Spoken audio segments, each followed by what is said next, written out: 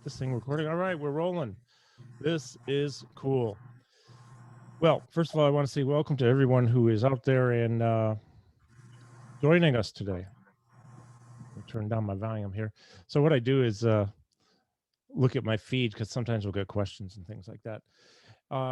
So I'm excited. This is cool, man. I have not seen my guest, my friend well, it's been a few years now, but really good to have my friend here this morning joining me. He's a musician who is, to me, highly inspiring as a human, an athlete, a musician, an educator. He's joining us today to talk about some of his latest works, upcoming projects. We've got a lot of stuff to talk about, so I'd like to introduce my friend, Peyton McDonald. How you doing, man? I'm great. Thanks so much for having me here today, Carl. It's nice to see you and hang out again. I know, it's been so long. After I saw you the last time and I was at your house and you graciously, I stayed there one night and met your family, beautiful family. I started traveling a lot around the world teaching this Parkinson's program that I wrote. So I really haven't seen anybody much in about 5 years. And we're going to kind of like bob and weave as we feel organically between various discussions having to do with music, life, and being an athlete. And so, I wanted to see you though, and I think it was 5 years ago in June you did the Continental Divide. Yeah, it was 2016. Yeah, the Sonic Divide project. Sonic, that's right, the Sonic Divide. Yeah, we'll have to talk about that because I remember I had to drive from Salt Lake City to Denver, and I was going through Montana. I hadn't been through Montana in like 40 years. And I knew you were fairly close, but it just didn't work out where we could meet up where you're on your bicycle and I'm in a rental car, right? Yeah. But that is so cool. So you're still you've been at William Paterson University now as an educator for a while, right? How long? Yeah, I arrived at William Paterson in 2004, and I'm still there. It's been a great job for me. It's a neat place. It's a real center for contemporary music, experimental music, and we have a great, one of the world's top jazz programs. And I was lucky. I came in mainly to run the percussion program. Right. Also teach a little world music. I teach some Indian music, and sometimes I run some improvisation ensembles and a little bit of composition. But my main thing is running the percussion area. And when I came in, I took over for a guy named Ray DeRoche, who's one of the kind of modern legends in the percussion world. And so the program was already in good shape. And Ray had done a good job of really establishing it as a place that's very friendly to composers and a place where people really explore kind of the frontiers of sound through percussion. So it's a good fit for me because that's what I do. I really like experimental music, and they've taken good care of me, and I've done my best to take good care of them. So it's been a good relationship. That's cool. I remember being there. I think it was the time I stayed at your house, and I did a little thing for a class that you teach some students about. I think maybe about nutrition. I'm not sure because that was my major in college. Yeah. Right before that, and actually, I'm sorry, it was a really bad presentation I did. I thought it was. I don't remember it being bad. Well, it's funny is I was new at making slideshows back then, PowerPoint. I got it down now, man. I've got all the stuff and the animations, and I can do a reasonably good job. It's entertaining to say the least.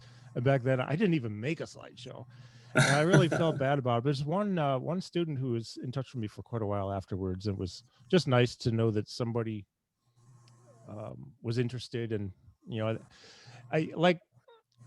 You're helping people, and more than just teaching them about percussion and this and that, because you help people just become people. These students are growing into adults, so they are adults technically, but if you look biologically, right? But up here, it's a little different story. So I love what you do there as well. You're great at bringing people together in a lot of different ways.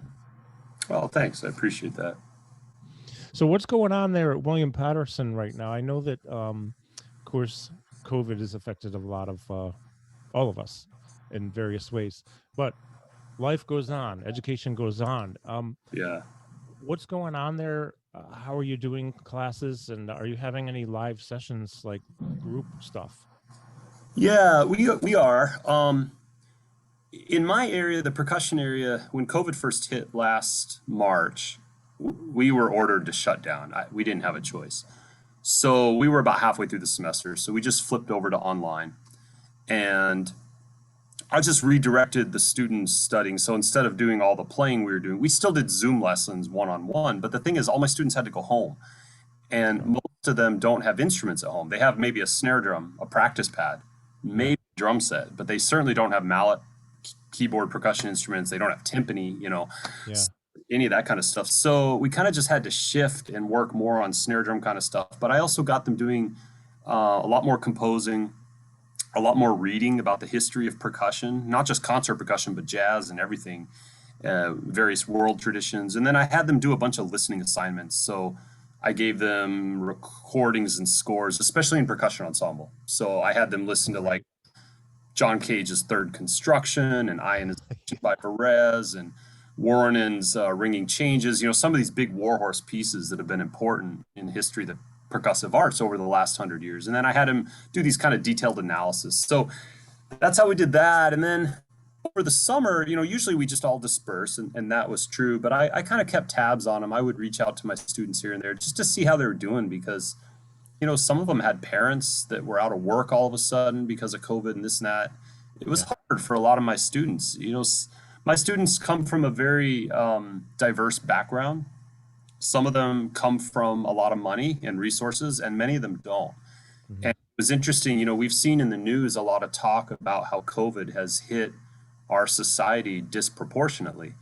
And I certainly found that to be true among my student population. The ones who had fewer resources were often struggling the most. I mean, they didn't have as good an internet connectivity.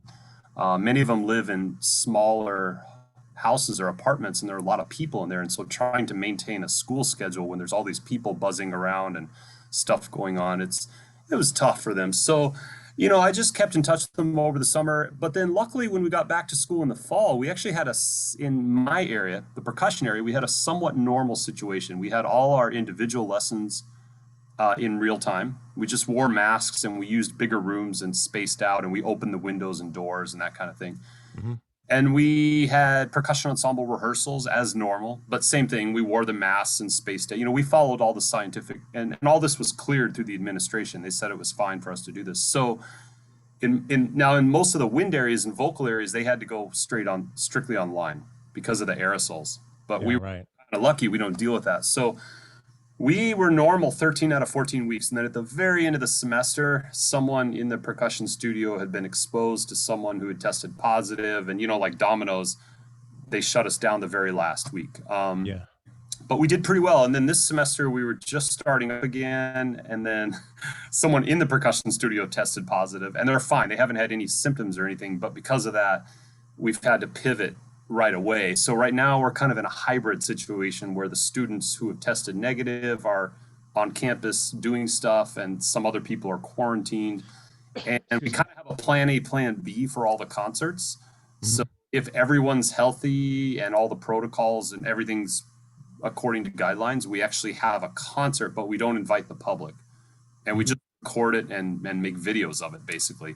Right. And if people aren't healthy or whatever, then we have to kind of pivot, and basically what I'm doing is just doing video shoots. So if I have 4 students who have all tested negative and they've gone through the proper quarantining period and all that, then I just get them in one of the big spaces and we make a video shoot for YouTube. Because at least that way, Carl, we can get the repertoire. There's some sense of closure.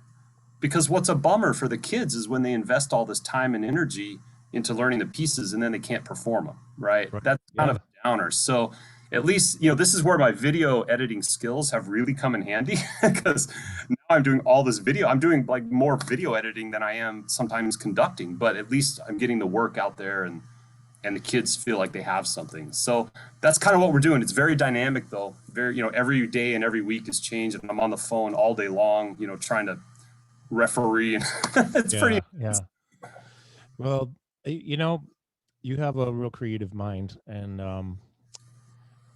you're doing it. You're making it happen. I mean, a lot of people are, you have to go plan B or plan C sometimes, but you do have some really great editing skills too. Video, man. You're like a filmmaker. I thought I could consider you a filmmaker because of some of the things you've done. And that's really cool. So they're definitely at an advantage because you're able to help them and really like realize a better experience, and especially given the situation that they're in, right? COVID, pandemic, all that stuff. So now, we have a message here from our friend who actually is how I met you, Malcolm Moore. Hey, Malcolm, what's up, brother? It's been a long time, man. I loved playing in his band and working with him. He's just a sweet guy and really creative writer, composer. We had the best time. He was saying, I wonder if Carl plays mallets and Peyton plays drums. Yeah, well, you play drum set. I know you do. I've seen you do it, but I played mallets in college, and that's the last time I played them. And you know, it may not be the last time I play them. I've had 7 years of no gigs now. I'm eventually going to reemerge somehow, some way, and create music. I just haven't figured out how yet. That's cool. Yeah. He also says he's been teaching a lot of Zoom and FaceTime too. So yeah, it's interesting times right now. So let's talk about latest projects. What's going on? And by the way, that marimba you have there, it looks like it has exhaust pipes on it. I love that thing, man. Are those the extra low notes, right? Extra low. Check this out. Yeah, let's see if I can roll it around. You can go four-wheeling with that thing. Yeah, so that's a Malatech MJB, which is named after Michael J. Burritt. Mike Burritt directs the percussion program at Eastman. He's one of the big dogs in the percussion world. Pretty influential guy. Sure. And he and Lee Howard Stevens, who runs Malatech, they designed this. And yeah, the thing with marimba is that as you get into the lower register, the way the acoustics work, the bars get wider and wider, and in proportion to that, the resonators get wider and wider. And at a certain point, they get too wide and too long to be practical. Mm-hmm. So there are various solutions to this. You know, some makers make pipes that curve down and then up. Some makers use, they go to square or rectangular pipes as a way to try to save space. But what they did with this instrument is they staggered the position of the resonators, and then they did this curve thing. And yes, everyone always comments that it looks like a Harley. I love it. I don't actually own this instrument. I'm borrowing this from the university right now. I have to return it pretty soon here, but I've had it for about a month over winter break. It's been great. That's nice. It's an amazing instrument. But the thing is, with round resonators that have a more gentle curve, you get a much better resonance in the low range. So it's it wasn't just designed for looks. It was designed really to address the acoustical challenges. That makes total sense. What's new in the project department and releases? Well, I think the biggest project that I'm working on right now is centered around marimba. So I had this inspiration back in October to do one full-length marimba recording every week for a year. Mm-hmm. That's what I'm doing, and that occupies pretty much all my creative time, all day, every day. It's kind of a 7-day-a-week kind of thing. So some of the recordings on the lower end might be about 10 to 12 hours. It can be 30 plus hours per week. So it's basically like a second job of sorts. Yeah. And I'm doing a mixture of stuff. Some of the recordings, a few of them are commissions of pieces that other composers wrote for me. But the majority of the recordings are of my own music. And some of it's composed and worked out, although I write some of it down, some of it I don't. Some of it's kind of in sketch form that no one wouldn't make sense to anyone else, but it's kind of my own shorthand. Sure. A lot of it is improvised. And it ranges stylistically. I have two series. I have my Super Marimba series and I have my Exploration series. And the Super Marimba stuff tends to be pretty groovy and tonal and kind of, actually not tonal, modal, I would say. And it's kind of psychedelic in nature. It's kind of meditative.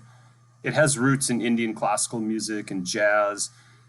Exploration series is kind of everything under the sonic sun. So some of it's very tuneful and peaceful. Some of it's extremely noisy and crazy and all over the place. And, you know, it just reflects my my very ecumenical tastes and interest in music. You know, I like a lot of different kinds of music. So Right. that's what I'm doing, and it's been amazing because, you know, Carl, I found after I got back, I was in India in 2013-14 on a Fulbright, and it wasn't my first trip to India, but it was my longest. And when I got home from there, I started singing Dhrupad a lot professionally. I made the Sonic Divide project, so I Yeah. got into filmmaking. And I found about a year or about 8 months ago or so, I just was feeling a little too spread out.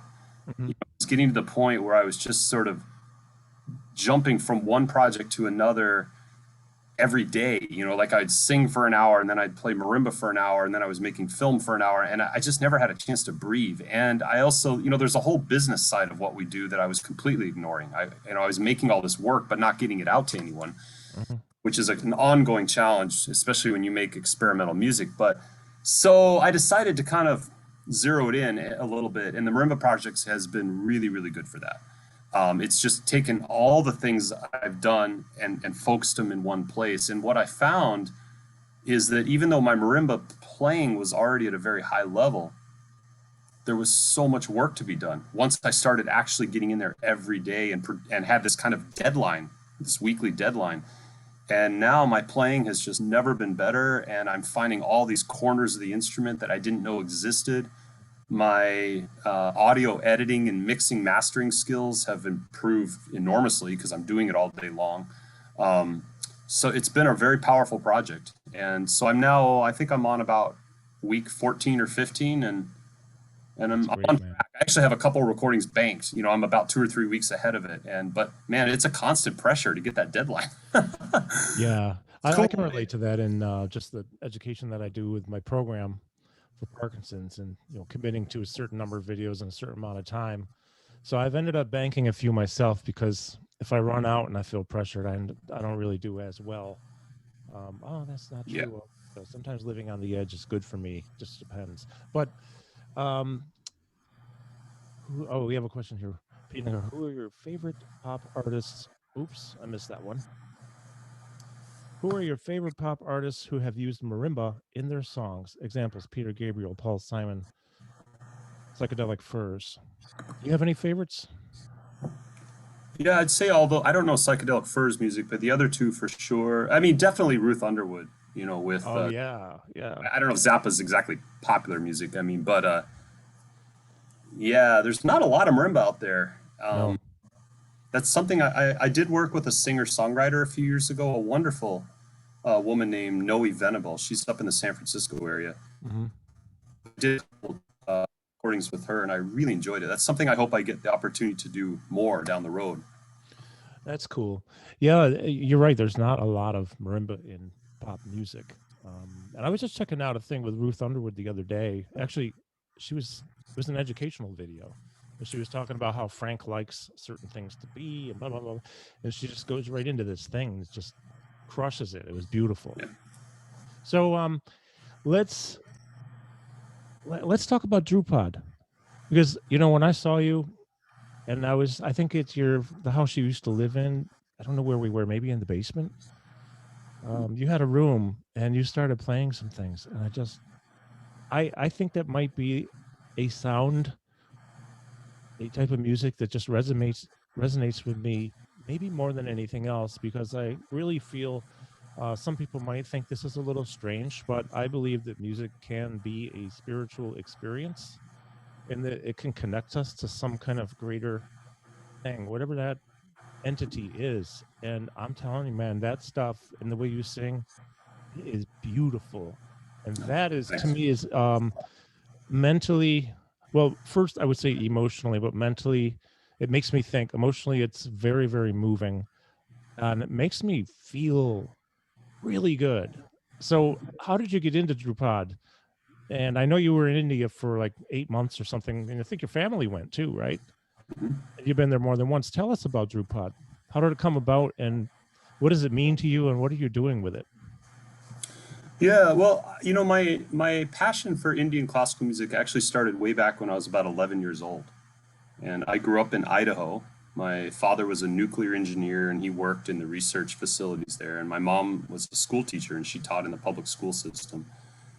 And I used to go down to the Idaho Falls Public Library every day. And that's when I was about 11 years old. I went in one day and I found this big stack of LPs of Western classical music. And on that same day, I found this big stack of LPs of Indian classical music. Mm-hmm. Up to that point, I was mostly listening to top 40 radio and starting to get into jazz. My dad had some pretty hip jazz LPs, and I had discovered Max Roach and Art Blakey. At 11 years old, I did know what that was, and I was starting to really dig it. But I really didn't know anything about Western classical or any other world music. So I found that stuff, and I came out of the library with all this like Horowitz and Glenn Gould under one arm, and all this Ravi Shankar and Allah Akbar Khan under the other arm. Yeah. And in some ways, that set the course for my whole career. So fast forward to when I was at University of Michigan. So I listened to Hindustani music, I kid you not, probably 6-7 days a week, all through my teenage years until I got to college. And then I finally started learning tabla. And it was pretty neat because when I finally started learning how to play tabla, the pair of drums that are used in North Indian classical music, in Khyal, it's a particular style. I already knew what I was supposed to do. I just didn't know the names of it. So my teacher would say, okay, this is called a tihai. And I would think, oh, that's what that is. But I already knew it, because I'd been listening to these recordings obsessively and doing whatever reading I could. So I started learning tabla, and eventually after a couple of years, I hooked up with Pandit Sharda Sahai, who was one of the great maestros of tabla drumming. And I learned from him for about 10 years, and I was very deep into tabla drumming, practicing sometimes, especially during the retreats, like 6+ hours a day. And I was starting to play concerts as a solo tabla drummer and accompanying people. And then around 2011, Sharda Sahai passed away. And I was also having some issues with like some little tendonitis things in my wrist. And part of it was because I was doing so much tabla, so much Western percussion, and so much computer work. And the three of those combined were creating problems. But I had been singing off and on and just taking casual Indian vocal lessons. And every time I took a lesson, the teachers would say, wow, you really have a good voice. You should develop this. But I thought, well, I can't really, this is just research. I'm a percussionist. That's my thing, But anyway, Sharda Sahai passed away. I was having some hand issues, but I didn't want to leave Hindustani music. So I thought, okay, maybe I'll try singing. So I started learning Dhrupad, which is a particular style of North Indian classical music. It's the oldest style. It's about a 700-year-old tradition. And I started learning from the Gundecha Brothers, who are known as some of the premier artists of that form. And initially it was Skype lessons. Now I had been to India, I think already 3 times by 2011, but I went a couple more times, and then I had the Fulbright. And so starting in basically 2011, I just shifted all my energy into Hindustani music over to vocal. Mm-hmm. I haven't really practiced tabla for 10 years. I mean, I can still kind of play because I have that background. Yeah. But I've lost a lot of the speed and everything. And to make a long story short, I just got very deep into it. And initially it was kind of more of a research interest. And then by about 2015, I was singing concerts. And by 2019, before COVID hit and everything, I think in 2019, I sang about 20 or so concerts, 25 concerts, including on some festivals in India. Wow, so fantastic. That was kind of the journey. And right now I'm doing a little less singing, obviously, because I'm more focused on the marimba playing, but it's still a very important part of my life. And the neat thing about Dhrupad is that it's considered a form of yoga. Oh. So in America, we know yoga as the physical hatha yoga. So we think of downward facing dog and, tree pose and these kinds of things, right? But yoga is actually, a better way to think about yoga is that it's kind of like a big tree with many branches. So the version that we know in America is hatha yoga, but there's also bhakti yoga, which is like devotional yoga. There's Gyan yoga, which is basically practicing yoga through learning and knowledge. There's Nad yoga, which is yoga through sound. And that's what Dhrupad is. So when you sing Dhrupad, you're essentially practicing yoga. But instead of doing the physical asanas, you're doing it through your singing and through sound. So singing Dhrupad is more than just a musical and professional activity. It's really a yoga practice. What's the name of the sonic yoga or sound? Nod. In English, you would write it Naad. Okay. Nod yoga. Interesting. Interesting. So, if you don't mind, could you explain, because we have some people watching, just in case they're not familiar with Dhrupad, like what is it exactly? What's going on performance-wise? Your voice, but there's a drone going on too, usually, right? That's right. Yeah. So this music is always performed as a kind of chamber music. So if you go to a Dhrupad concert, you'll usually see three people on stage. You'll see the main melodic artist, usually a singer, but there are some instruments that play this music too. You'll see a drummer, and then you'll see someone playing a tampura. And a tampura looks kind of like a big giant lute. You know, there's a big gourd and then a long neck, and that instrument provides a drone. Mm-hmm. And Love so, that. To me, that sound just draws me right in. I think it changes brain waves, honestly. And while I'm on that, just real quick, you might find this fascinating. This is a textbook. It's really, I don't know if it's in any colleges, but the Handbook of Neurological Music Therapy. And what I really like about this that I've used for my own work with working rehabilitation or just cognitive improvements, memory improvements, movement improvements with people with learning disabilities or neurological disorders or no diagnosis, just humans, is that the stuff that happens in the brain neural pathways wise with electrical synaptical firing patterns and let's say the chemicals, the hormones that are released during movement and especially with music and movement combined. I mean, there's plenty of data to show that it's very good for your brain, but it also can change the how the brain is working. I feel like when I hear the drone and then I hear your voice, for example, those two entities just draw me right in, and I can become so centered this way, and all my ADHD distractions pretty much diminish into now I'm focused, and I really love that. Yeah, that helps me a lot. great. So I have one more question. Last question before Malcolm has to go and teach. Carl and Peyton, have you guys ever considered perhaps making an album for wellness and health together? Many people would benefit. Maybe combining Dhrupad and Tuvan throat singing with marimba. Whoa. Malcolm, that's a great question. Answering for myself, when I do reemerge as a musician and performing anything, it is going to be in the way of health and wellness. But I haven't figured out exactly how. The pathway's not a solid pathway yet, but I'm starting to narrow it down from like 25 pathways to like 5. And then, how about you? Have you thought about anything like that for yourself, Peyton? Yeah, certainly. You know, some of it's a question of like marketing, really, because I've actually made recordings that could be presented as such. Mm-hmm. And certainly, I think when I was making them, that's the space I was in terms of my intentions and my creative flow. Yeah. But I didn't label them as such. But to answer Malcolm's question, I think it's a fascinating idea, and I'd be happy to collaborate with you, Carl. So, Well, I would be honored. Are you your kidding me? It means pathways, let me know, and we'll I make. got to get my rearing gear and start practicing something. But I seriously. Bye, Malcolm. Thanks for dropping in. Yeah, it's really, I miss you, man. I wish if you come back to Rochester for any reason or close by, please let me know because I'd love to get together and hang out for a while. I miss you. We had so many great times. And thank you for introducing me to Peyton. This has been a great you're both very important people to me, and although we're not in touch that often, there's still a connection.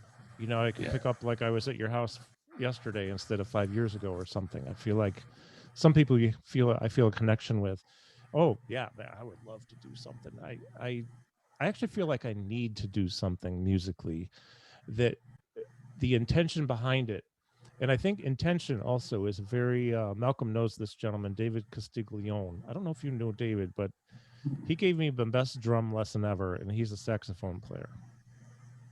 And he had a long discussion with me a few years ago at a sax drum jam at his house about the importance of intention behind your music and every note you play or every phrase. It changed how I played. And intention is really important. So the intention I would love to put out there would be that of a healing thing. You've already done it for me, you know, but I'd love to do something with you. We'll have to talk about that. All right. That's very cool. So I got a little off track. It's what I do.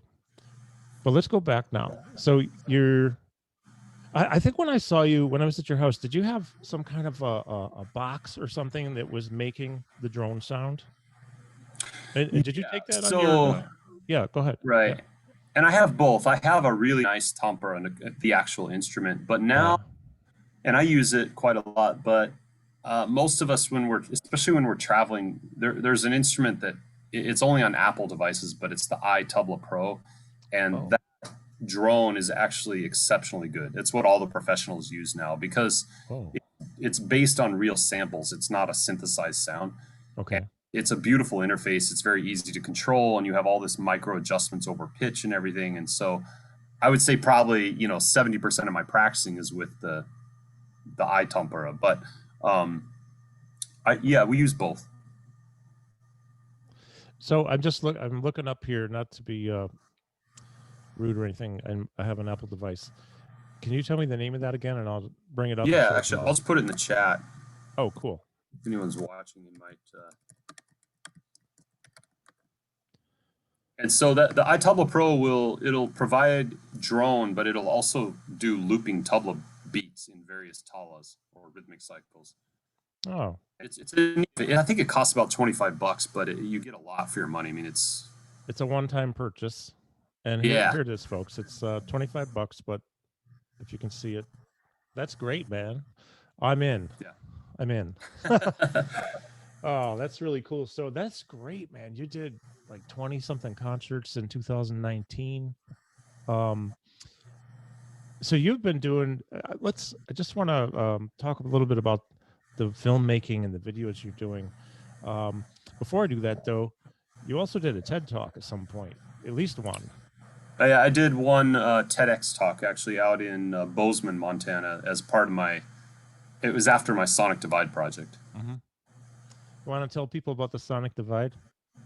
Sure. So that can be like a little segue into your, I'm sorry, I'm talking over you. I'm very sorry. That can be a little segue into the athlete side of things too, because you're an amazing athlete, an amazing musician, and the way you tied that together is beautiful. Oh, yeah. Please tell us about that. Well, I mean, I'm a pretty good athlete, but I'm not an elite athlete, not by any means. But right. So for a while, I was very interested in triathlon. For many years, I was doing sprints, Olympic distance triathlons, and then I did one half Ironman. Oh, great! And then gradually back in mountain biking, which is something I did when I was younger, out in the West, and that led me into bike packing. And bike packing is basically backpacking, but on a mountain bike. Mm-hmm. So, and when I got into bike packing, at first I was just doing short overnight trips, but gradually I built it up longer and longer. And by about 2015, I was starting to do bigger trips at longer distances. So like 300 or 400 mile trips. And I would start doing like 80 or 100 mile days. And so you're in the saddle all day. And I found on those trips that a lot of times I would stop, and in these beautiful places by myself, I would make music. I would sing, or sometimes I carried a pair of sticks with me and I would drum on logs or rocks or whatever I found. And at the time I just did it kind of for fun and just out of curiosity. But at a certain point I realized there might actually be a project there. Mm-hmm. And so I hatched in 2015, I had the idea of the Sonic Divide. So what I did is I rode the Great Divide mountain bike route. I went northbound, so I started on the Mexican border and I went through New Mexico, Colorado, Wyoming, and Montana, and finished on the Canadian border. It was 2,500 miles. And the route I was riding was made by the Adventure Cycling Association. They made this route in the late 1990s, and it follows right along the Continental Divide. Sometimes you're actually exactly on the divide. Sometimes you're, a couple miles off of it. But as much as possible, they try to keep you close to it. It's about 80% dirt It's a mixture of gravel roads, old Jeep roads, mining roads, some single track. So it's very varied surfaces. Rail trails are thrown in. Wow. It's a lot of climbing. You climb, let's see, how much do you climb on that route? About 180,000 vertical feet. So it's like going up Mount Everest about 6 times. It's a lot of climbing. Whoa. So a lot of people tour the route, and they'll do like anywhere from 30-mile days to 50-mile days, and they take a couple months to do it. That's how it was designed. But there's also this group of pretty intense athletes who race it, and they'll often do anywhere from 100 to mind-blowingly 200 miles a day. Whoa. It'll take them about 2.5 or 3 weeks to finish the route. Mm-hmm. I kind of went in the middle. I did. It took me about a month. I was averaging about 100-mile days. I think my shortest day was only like 50 miles because I had, I think I just had to stop and get a motel and recharge all my batteries for all my devices, my cameras and stuff. But my longest day was around 140 miles, so it varied, but I was averaging about 100-mile days. And the project I hatched is that when you ride the divide, when you ride that route, you actually cross the Continental Divide 30 times. Okay. So I commissioned 30 different composers to write pieces for me. And every time I got to a divide crossing, I would stop and set up a couple cameras and a little audio. I had a little Zoom recording device, and I would play the piece. Mm-hmm. Then when I got home, the plan was just to load them up onto YouTube, each individual piece. But along the way, I started interviewing a few of the composers. Actually, before I left, I interviewed a few of them. And then I met all these crazy characters on the trail, and I started interviewing them. And at some point, I realized I actually had a film. Yeah. And so that became the Sonic Divide film afterwards. It's great. And really an interdisciplinary film that looks at the ways that extreme ultra-endurance sports connect to experimental music. See, I love that. And that's a great film. Thanks. Yeah, it's so interesting. So you were pretty loaded up on the bike, right? I mean, you had a lot of stuff you're carting along. Yeah, so I did the route totally self-supported. So I didn't have any vehicles following me or giving me gear. So I carried all my own camping gear, my own food and water, my camera equipment, everything. I was loaded up. Just curious, from the techie side, what were you using for cameras at the time? That was 5 years ago. Pretty low-fi. Or low tech. I just had I had a couple of GoPros. Okay. Actually, but when I did the interviews, when I got back and before I left, when I did the interviews with composers, I rented much better cameras. I had some really nice DSLRs and that kind of stuff. And okay, cool. Yeah, you're great at this filmmaking stuff. It's really great. What program? Just another techie thing. What program do you do the editing in for your films? Adobe Premiere. Oh, okay. I had that, and I need to resubscribe again because I need to up my game, So new external camera, it's better than the computer camera. Really nice microphone, so better sound, because I want to bring up the quality of these visual and the audio that I do.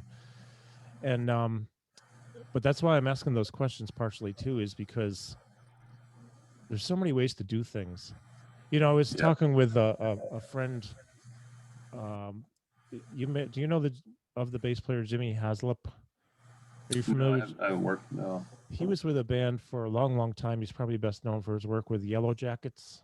With Will. I know Yellow Jackets. Okay. Yeah. So he was one of the founding members there, and we go back. Geez, I don't know, maybe 13 years, 14 years, and I sent him a note last month. I said, Jimmy, I found a microphone, and it's a really nice one. And I told him what it is. He says, oh yeah, that's nice. I said, what about editing software? No, I'm sorry, audio. I was looking for some audio stuff.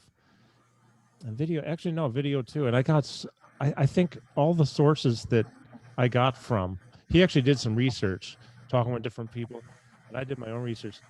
We had like 10 different things to choose from for audio software alone, and that was just the beginning. Yeah. So I actually still haven't made a decision. Yeah. But so is Adobe Premiere, is that also no, Audition is an audio program, right? I've used that. Audition. Yeah. For my audio stuff, I use Ableton. That's another one I haven't heard of. And I don't know. I was actually had a big discussion with some of my students the other day because we have a sound engineering program at William Paterson, and we were talking about this. And there are a lot of programs out there for editing audio. If you're doing more complex stuff, you've got Pro Tools, you've got Reaper, which is kind of Pro Tools. It's a cheaper version of Pro Tools, but people tell me it works really well. There's Logic, there's Ableton, there's FL Studio. There's a lot of different things out there. And the question is, which one is the best? And the answer seems to be the one that's the best is the one that you really feel comfortable working in. And for whatever reason, I started with Ableton about 7 or 8 years ago, and I just feel comfortable in the format. And the nice thing about Ableton is you can use its design. The full name is Ableton Live, so a lot of people use it for live looping and stuff, and it works very, very well. A lot of EDM and VJ kind of artists use Ableton for that. I actually use it more as a studio thing. So, I guess I could switch over to Pro Tools, but at this point, I'm so comfortable with Ableton, and I'm just too busy to really learn another giant program. And at the end of the day, it's all O's, zeros, and ones, right? So whether it comes from Ableton or Reaper or Pro Tools or whatever, sometimes people say, well, you get this much better fidelity if it comes out of Pro Tools versus Ableton. I have not found that to be true. Maybe if you have $30,000 speakers in a perfectly isolated room, you might notice a difference, but who does? No one. So I'm not sure. What the experts are telling me is whatever program you're comfortable with, that's the use. Yeah, I think you're right about that. With a lot of things in life, that's how it is. Yeah. So I wanted to ask you more too about let's see. You're talking about Dhrupad. You're talking about, well, actually, I was curious to know if you have any particular upcoming projects. I know you have some things in the bank for videos for your weekly Marimba. How about any recent recordings, CDs, music, or upcoming projects like that? Yeah, I think the Marimba recordings are really where my head's at right now, and my Bandcamp page is the best place to see all that. You can also, my stuff's all up on Spotify and everything. Every week I've got new stuff coming up there, but Bandcamp is really the place to go because you've got all the liner notes and the proper crediting and everything. Bandcamp is a very good platform for people who are in more experimental music like I am. So that's really, in terms of projects, that's the main thing I'm doing right now. Upcoming projects, there are, within the Marimba umbrella project, there are a bunch of collaborations. So one that I'm working on right now that I'm really proud of and pleased with how it's turning out is a quartet recording that I'm in the final stages of mixing right now, that includes me on marimba, Billy Martin on drums from Medeski Martin and Wood, and Colin Stetson on saxophone. I don't know if you've checked out his stuff, but incredible player.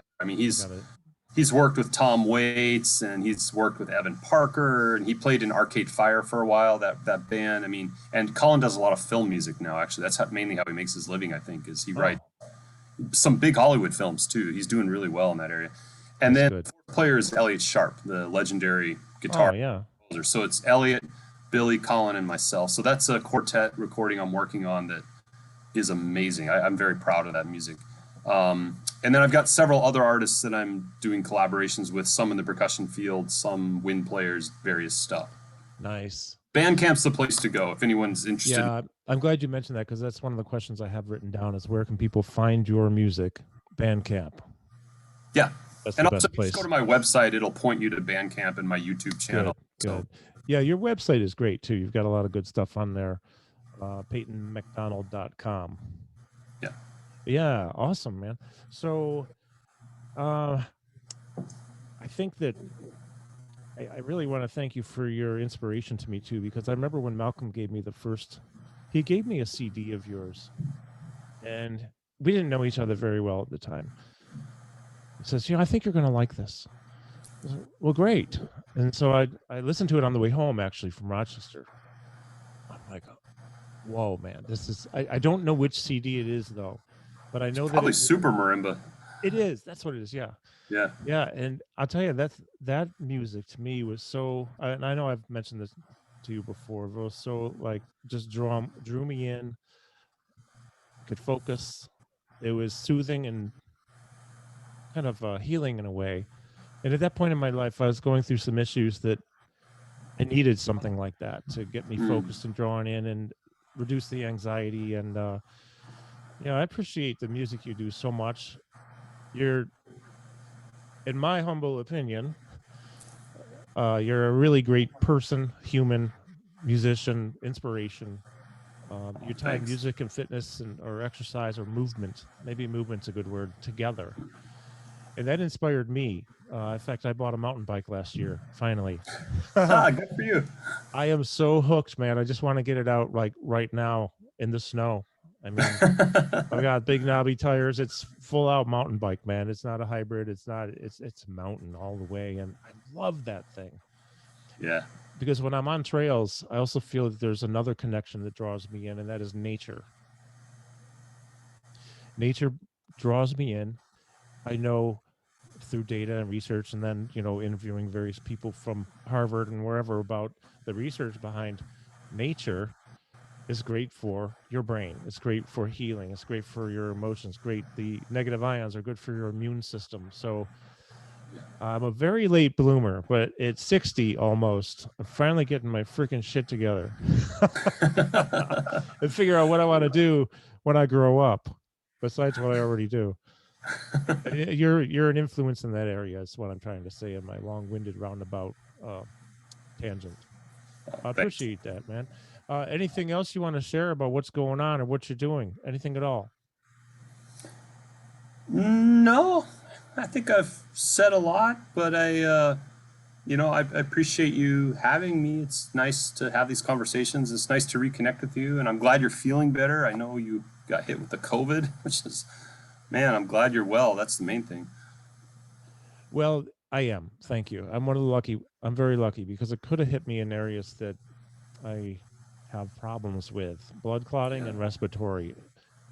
It didn't affect me either way there. But what I will say for people who are watching and listening, it's real. COVID is not a hoax. Some people believe it is a hoax. That's fake news. It's real, and it can express itself in a lot of different ways. So it's really, really important. I'm sorry, I don't mean to divert here, but I think it's important for people to know that it's very important to listen to your body, because everything I had was asymptomatic. Asymptomatic. So I had weird symptoms, but not of COVID. But I knew something was wrong, and probably very wrong. And sure enough, it was COVID. I get tested every week since last March, because I work in a lot of senior living facilities, and you got to produce a negative test or you can't go in, rightly so. I couldn't believe it that it was positive, but then again, it explained what the heck was going on. So listen to your body and stay safe, stay healthy. Really looking forward to connecting. I'd like to talk sometime off camera when you have time. No hurry, man. I mean, we're both really busy, so maybe in the future at some point, I'd love to do something with you. That would be really self-indulgently good for me. But maybe in the process, though, anything I do where I say I'm self-indulgent, it's really because I want to take a message and put it out there for others and touch somebody. Because if even one person benefits from what you have to say or I have to say, that's better than no people. And a lot of times it's a lot of people. And maybe it's 10 years from now and they watch this video and they see it and they go, oh, man, well, good. That's my intention behind this. So having you with me is great, my friend. Thank you. Oh, thanks. I feel the same way. Say hello to your wonderful wife, your beautiful daughters, and appreciate your hospitality when I was there. You're a great family. Thank you, my friend, for joining me today and for all the great things you're doing. Carl, it was a pleasure. And hopefully when COVID's over, we can make some music together. And, I take long motorcycle rides up into New York State. So I'll let you know next time. Maybe we can meet up somewhere for coffee. I got a room for you here, too, if you need it. Thanks, buddy. Your family. All right, man. Well, thanks so much. Thanks, everybody, for watching, too. Appreciate you tuning in. Thank you to Peyton for joining me. We're going to sign off, and I'll be in touch, my friend. All right? Okay. Thanks. Got it. Have a great day. You too. Thanks very much. Bye-bye.